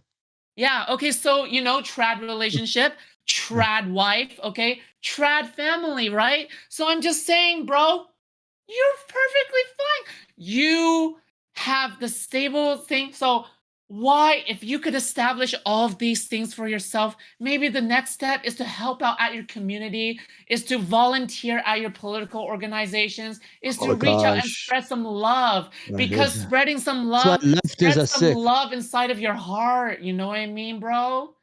I don't have any issue. You misunderstand. You're making me sound like I'm an evil Knievel guy or evil individual. But you're not evil. I'm saying you're good deep down. No. You're good What do you mean deep down? I am even right now. I'm nice. You're a good person. I believe it, you know? You Because I misunderstand. know I have been, you Hold know, on. you may say, oh my God, Fish, you've been incredibly condescending this entire time. No, You've it's been okay. weird this entire time, I know. All right, I don't but I'm going to know. tell you right now. What are we talking about anymore? I have talked to people like you, okay? I think you got high on that pizza. I'm saying, all right? I'm saying, all right?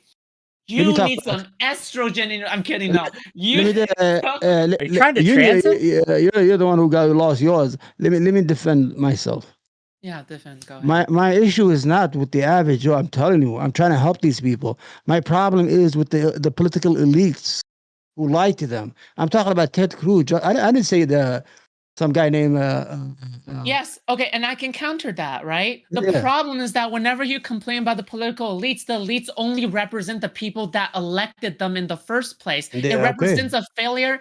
It represents a failure on us to convince the Republicans who actually vote for them. It means that we need to change up our campaign strategy, right? There is not some kind of gigantic like conspiracy theory, right? Yeah. We can map out the charts. We can ask Nate Silver. We can ask like all of these like specialists. Like all of these things happen for a reason. Everything happens for a reason. You are here today because of a reason. I am here today because of a reason. You know what I mean? You hear me, right? Mandela effect. You know what I mean? So it's like, wait, the Mandela effect. Hold on.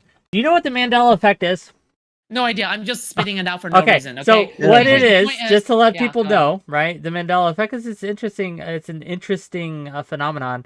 It's kind of like this alternate timelines, right? That there's a mass kind of psychosis or hypnosis things people remember. Many people remember, like the Fruit of the Loom symbol having a little cornucopia there.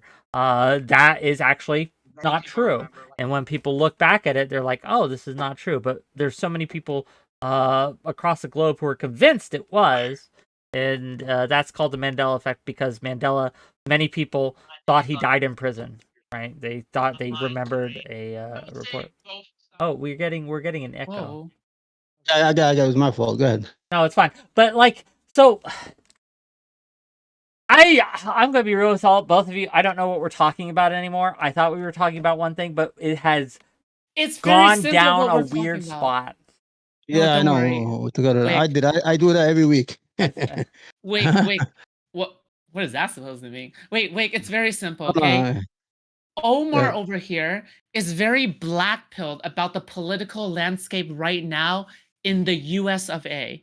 And I am trying to hope pill him. That is all. I'm trying to tell him that actually going out and talking to Republicans is actually helping. But he is black-pilled that, oh, the Republican elites are manipulating the voter base or something like, there's like some kind of grand conspiracy going on. And the entire country is like crashing and burning down around us. But I'm just saying, I think the future is very optimistic. It's very optimistic. But he just won't believe me. You know, that's it.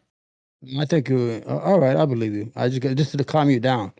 You understand? But I think you're just doing. It's like a movie. You're living in a different time. What I'm saying is that I'm not talking about to get the gun and start shooting people in the streets. What I'm saying is that even if we try to convince the poor whites, the poor whites are very strange people. They don't want to vote. They've been doing this since 1681. Because the educated whites don't vote for Donald Trump, and everybody's hoping that Donald Trump wins the primary because he's not going to get their vote, and he's going to eventually lose.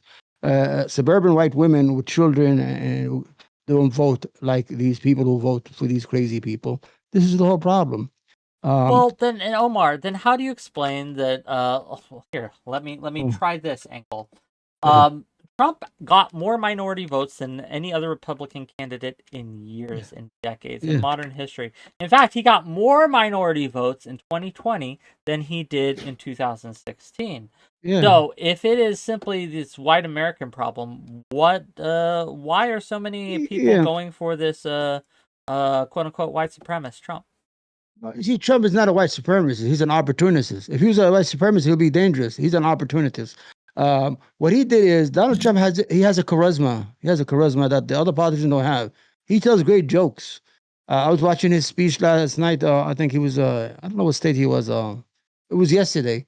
And after he told all his lies about Biden, he started telling jokes about DeSantis. I loved it. It was very entertaining. I was laughing with the people and all that stuff. He has this charisma to pull people in. He has a strong personality.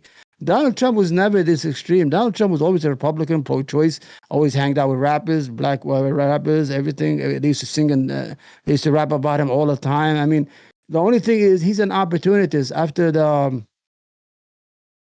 the presidency of what's his name, Obama, when he called him, he wasn't born there. He wrote that thing all the way to the White House of him being a legal alien who was born in Africa, a secret Muslim who prayed with a prayer rug inside the White House. People will vote. I'm not saying that.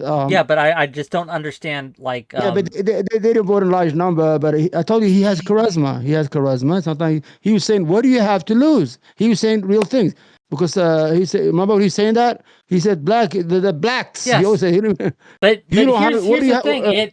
This kind of belies your whole point, in my opinion, because I think that the reason that Republicans don't vote for Democrats is a lot of Republicans today were the Democrats of 10, 15 years ago. I'll take my family. My mother, my uncle, Clinton voters, Obama voters, Kerry voters, Al Gore voters, right? Democrat after Democrat after Democrat, their whole lives. But back in 2010 to 2016, the black guy came. No, they voted for Obama in 2008. I know, right? But they had that knee-jerk reaction. They voted. They would pick the whitest. They voted for them in the primary versus Hillary. They voted for Obama as well. Or at least they told me so. But between 2010 to 2016, they underwent a change. They stopped listening and trusting Democrats. Why? Why? No, and that's a lot. This isn't just unique to them. I'm using them as examples. But there are a lot of people who, again, lifelong Democrat voters, or at least would vote sometimes Republican, sometimes Democrat.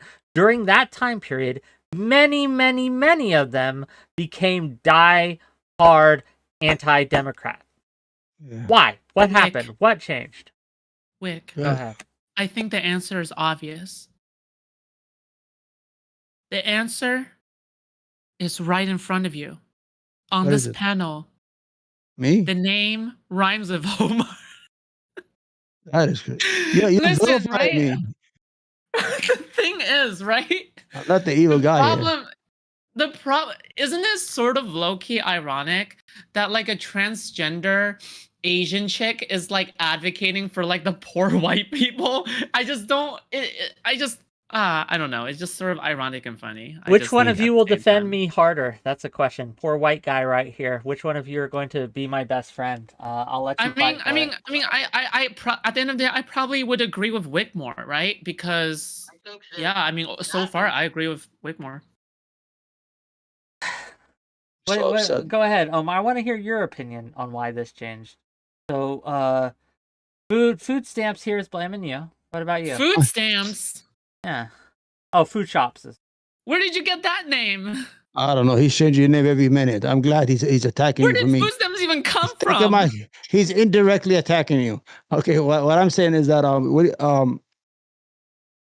know how to. I think Donald Trump. You know that story about the St. Patrick. I think is when he took all the knives out of all the snakes out of Ireland. I think was it him?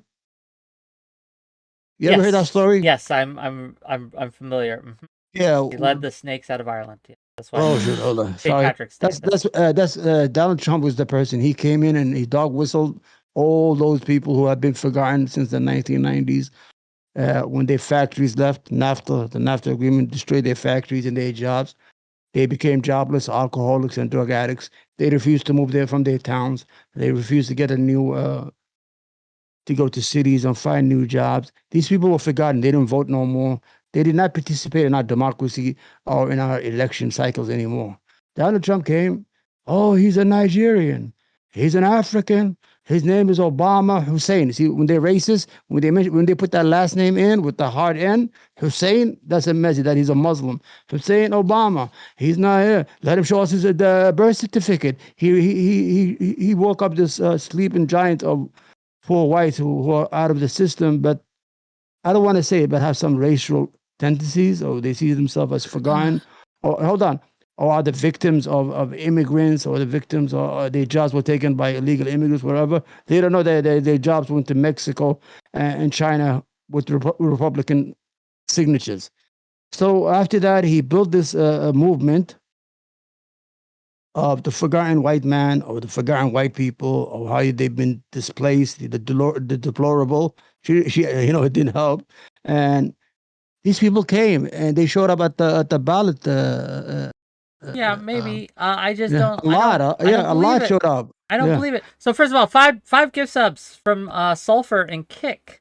So thank you for the Kick gift sub. Sorry I didn't see it earlier. There's so many chats, and so I really appreciate it. So, and gang, and just again to shill just a little more, Omar here has agreed to match dollar for dollar what you donate today.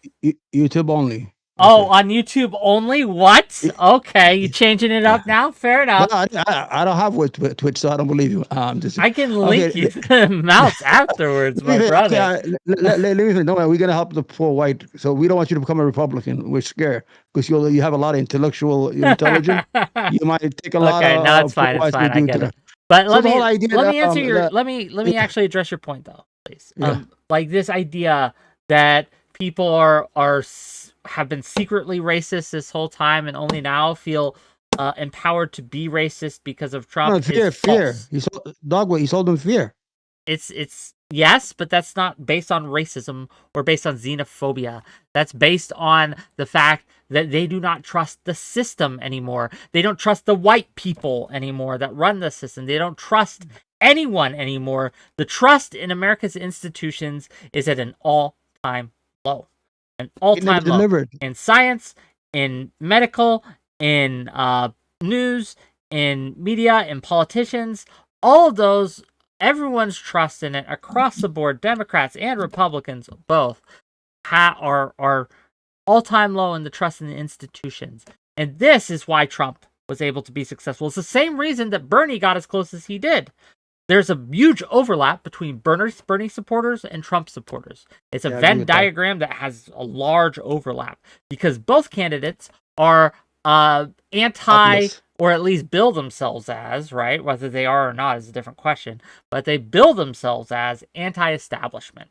And I think that is where a lot of people who used to be very Democratic supporters and things like that have turned against the establishment. If Bernie had won in 2016, the primary, they would have voted for Bernie instead of Trump. But he didn't. Yeah. And so they saw Hillary as the establishment candidate and Trump as the anti-establishment candidate. In 2020, same thing. Again, you could say they're stupid for believing this, and I would agree with you. But at the same time, they saw Biden as the establishment and Trump as the anti-establishment. It's not about race. It's not about xenophobia. It's not about any of these things. It's about I'm gonna ask you, establishment versus anti-establishment. What did Donald Trump deliver to them in his 4 years? So one thing that the Republicans were very happy about is Roe v. Wade got overturned. He appointed judges into those positions. He gave them 3 Supreme Court justices. But how did he change the lives of these poor people? They don't care about Roe v. Wade. They care about how did he change their lives. A lot of them do. They do. Abortion is a really important issue, and he talked about draining the swamp, right? All the he was a swamp. He was a swamp. Well, yeah, but I mean, I agree with you. Perspective, right? Yeah, their perspective. I'm telling you that what did he deliver to these poor people in those 4 years that they're able to go and vote for him again? He didn't give them nothing. The only thing that he did was the tax cuts for the rich, $2 trillion, and that's about it. Game over. He did a redistribution of wealth from the bottom up. I agree with you that's what he actually did. But we're talking about they voted for him again, and they're going to go vote for him again. So what are they voting based on? What? Based on the fact that they think the Democrats would do it worse. Because they looked at the 2008. A lot of Democrats, when the bailout that Obama and the Democrats gave, and the Republicans, to be fair, the Bush people, everyone gave to the banks after the housing crisis. The economy, $800 billion. That crushed them. But the banks and the other financial institutions got bailed out while poor people didn't see a goddamn red cent. And that has created the situation where there are people who will never vote for a Democrat again. Because when the chance came for the establishment to support the people or the banks, they chose the banks. And that was a betrayal. When Obama was president, we got the Tea Party movement, was based on racism and xenophobia. It just erupted out of nowhere. The whites were demonstrating, protesting all over the place. The Obama rescue plan, the country was going to collapse. These people don't understand the idea of economics. And he only $800 billion. You don't understand economics isn't the message here, because they're looking at their pocketbooks. They're seeing people take their jobs. Because we talk about immigration. Let's talk about immigration for a minute. I'm for immigration. Let me get the door for like 2 seconds. Yeah, that's fine. In the national side of things, in a national sense, immigration is very good. I stand immigration, but we can't ignore that when you have immigration to very specific localities, it does cause problems in those localities. I'm going to go back. The people who are losing their job, right? I'm going to challenge you on that. I understand you can challenge me all you'd like, but they're losing their job. They're seeing their safety nets be taken away. Their house that they had invested so much money in is now worth almost nothing, right? Like they're upside down on their mortgage and things like that. They're swimming in debt. They're swimming in bills. They're swimming in all these things. And to watch companies and corporations get money from the government to solve their issues when they are sitting there, bag in hand, drowning in debt. And they look at that and they're like, what are you doing for me? And they can't see anything. Now they look at Bernie. A lot of them would have voted for Bernie had Hillary not won the primary. Bernie had a plan for them. Bernie was like, hey, I have some things we can do to help relieve your burdens, to ease your pain here. And they looked at this and they're like, okay, we trust this guy. He has a record of being anti-establishment. But the establishment won, right, in that case. And so they didn't vote for the establishment. This isn't a race thing. And it isn't about like what's strictly best or not best for the economy as a whole. People are looking at their own pocketbooks. They're looking at their own dinner table issues, and they're saying, I am not eating. Okay, first of all, I agree with you that let me just respond to him. First of all, when the rescue plan by Obama, he rescued the auto industry. A lot of middle class people who lost their jobs. Union people who lost all their jobs. That's first of all. Second of all, most immigrants don't go into these areas. I'm sure not some guy named Juan and a guy named Jose in Guatemala say, you know what?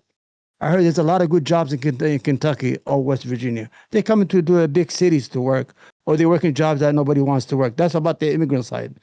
Donald Trump injected $5.2 trillion into the stock market without anybody batted eye, without anybody said anything. You know that, right? To keep it all from collapsing during the COVID crisis. But they also cashed everyone a check too. I know, $1,200 so, but they gave $5.2 trillion to 5.2 trillion. You know, $5 trillion is, that's almost a third of our. I understand that. But they were complaining about $800 billion. Yes, because they didn't get a check. They didn't get a check. See, you can appease the people with just a small check. Like, that was enough to say, okay, this helps us too. I agree with you. Since it's all about the money, but if you see policy-wise, the idiots. I mean, Donald Trump, he never delivered anything. He tried to take away the health care. Imagine every night he had a... Wait, hold on. People in Obama gave people checks too. I didn't get a check from Obama in 2009. Did I? Am I misremembering this? He gave you health care, didn't he? No, I'm talking about like a cash check. I don't remember getting a check. He gave these people the Affordable Act that some states are still denying until today, like Georgia and other states are still denying their citizens the right to have access. I don't believe it. To healthcare. Wait, can I interject? Go for it. Yeah, go ahead. I was talking for 2 hours without any voice in my Listen. You guys can go back and forth on this like literally forever, right? And go, okay, this and that and this and that. But I just want to ask Omar just one question. What is the most productive thing to you right now? Like, what do you picture that we should do? You know, because I've already stated, okay, I'm hopeful, hopeful for the future, what we should do or whatever like that. But you just sit here really doomer pilled, like being a party pooper, bringing everybody down, right? Like why should we listen to you? Why should we listen to the political equivalent of an incel, right? Like why? Leave the incels alone. I'm with the incels. I support the incels. Incel, they need love. Okay, hold on. I agree with you, but the problem is like we would never listen to an incel for advice on dating, right? Does that make sense? Yeah, but I'm not an incel. I mean, I'm good at political talking. I mean, I'm sure, but like you're selling me this dream. You're selling me this snowflake dream. Oh, everybody love each other. We go dance in the street. We throw snowballs at each other. At least hold on. This is your conversation. At least we knock on doors. At least we do whatever, right? Like you gave us nothing. You gave us nothing but doomium. You're selling us fairy tale garbage. That's what you're selling. I'm just listening to you. I literally go out there and knock on doors. What kind of fairy tale garbage are you talking about? The debate. I'm just listening. I'm listening to you for entertainment. What the fuck? Hold on. I'm just listening to you for entertainment purposes. You're not making any sense. Well, we gotta love each other. We gotta kiss. And Napoleon. We fought the Germans. When was the last time you knocked on the door? What I'm saying is that we're doing okay. Our economy is good. Unemployment is haven't been like this in 60 years. Factories is the best, 800,000 factories. Things are going, but who's going to convince these poor whites that things are good? The economy is good, and they're still worried about the economy. The factories are coming back to their towns. Everything's coming back. We are doing very good right now. Joe Biden's economics is very good for the country right now. But how do we convince them? Because they hate you. You know what the Republicans people are selling them? The genders.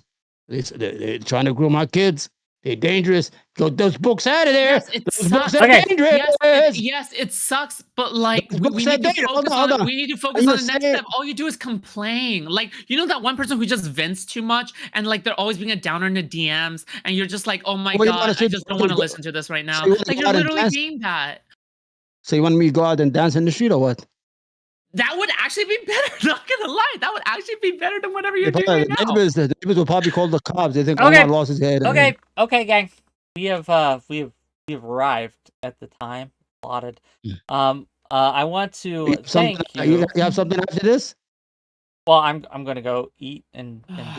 No, I have a prime case panel coming up. Okay. I have to. Yeah, go ahead because you gotta shut the thing. So I have to download your Yeah, that's absolutely something you can do. You're allowed to do that. And gang, remember he's matching dollar for dollar on YouTube only apparently. So super chat on YouTube in the next 2-3 minutes while I close this out. Watching. Gang, if you do like this content, if you've been watching this, hit that like button, hit that subscribe button. It would really help. Would really support the channel. If you're watching this on Kick or Twitch, hit the follow button. Really helpful as well. As for checks, I do remember actually getting a check now in 2008 for like $400. It was very little. It was a lot of money then. No, it wasn't a lot of money then. I do vaguely remember this. It was being a stimulus check. Here's what we're gonna do. Okay, I'm gonna give food stamps here in outro. Okay, I'm gonna let her tell people where they can find her, where she can, where you can contact her, where she streams. And then once we do that, I'll basically tell. Oh, Fargo Lefty, thank you for the $20 on YouTube. And then on yeah, and then I'll just tell you what we got coming up in the week. But yeah, food stamps. Go ahead.